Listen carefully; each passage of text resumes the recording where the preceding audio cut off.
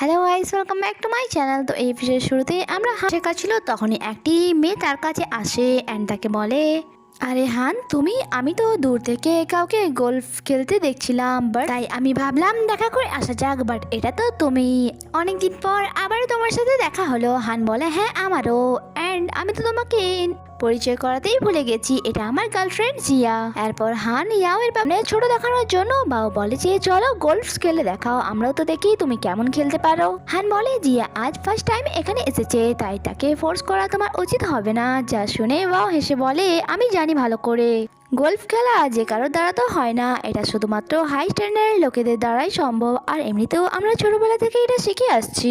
আর তার এমন কথা শোনার পর তার বাকি দুই ফ্রেন্ড জিয়ার উপর হাসছিল, অ্যান্ড জিয়াও হাসা শুরু করে, যখন কি তারা তো বুঝতে পারছিল না যে জিয়া কেন হাসছে। জিয়া বলে, গোল্ফ খেলা এমন কি বড় ব্যাপার, এটা তো আমার ভিলেজের সমস্ত ছোট ছোট বাচ্চারাও খেলতে জানে, জাস্ট ওয়েট, আমি কিছুক্ষণের মধ্যে একটি ভালো শো দেখাচ্ছি তোমায়। এরপর সে তাদেরকে একটি শর্ট মেরে দেখায়, অ্যান্ড ফার্স্ট টাইমে সে গোল অনেক বেশি ইম্পর্টেন্ট তোমার। আর যা শোনা মাত্র ওয়াওয়ের ফ্রেন্ড বলে, আরে জিয়া, তোমাকে তো তোমার বয়ফ্রেন্ড অনেক বেশি ভালোবাসে, আই উইশ কি আমারও তোমার মতোই একটি বয়ফ্রেন্ড হোক।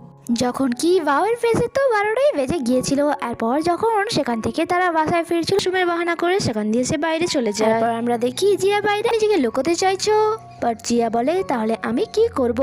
ওয়াও বলে, হানের সাথে ব্রেকআপ করে নেওয়া দরকার, তুমি দেখলে না তোমার জন্য আজ হানকে ম্যারেজ হতে হলো, কারণ তোমার আর তার ট্যারেস একদমই আলাদা। সে তোমার জন্য কত কিছুই না করলো, বাট সকলের সামনে আজ তাকে ম্যারেজ হতে হলো।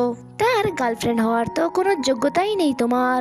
আর ওয়াওয়ের কথা তাকে অনেক বেশি হার্ট করেছিল, অ্যান্ড তখনই সেখানে হান এসে বলে, তোমার কি যোগ্যতা আছে তাকে এইরকম কথা শোনানোর? আমার গার্লফ্রেন্ডকে পয়েন্ট আউট করার তুমি কে?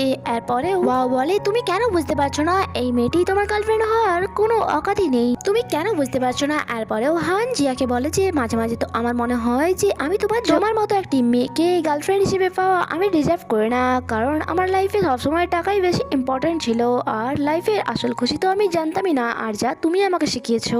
আমি জীবনে শান্তি খুঁজছিলাম, আমি ভেবেছিলাম যে হয়তো টাকার মধ্যেই সমস্ত সুখ পাওয়া যায়, কিন্তু আমি লাইফের সব থেকে বেশি আনন্দ ওই দিন পেয়েছি যেই দিন আমি তোমার সাথে এক অর্ডিনারি পার্সন হয়ে টাইম স্পেন্ড করেছিলাম। এর সাথে সাথে সে একটি রিং নিয়ে ডাকে ফিল্মি স্টাইলে প্রপোজ করে, অ্যান্ড বলে, তুমি কি সারা জীবন এভাবেই আমার আনন্দের কারণ হবে? অ্যান্ড এখানেই এই এপিসোডটি শেষ হয়। আগে কি হয় তা জানতে স্টে কানেক্টেড। Bye bye.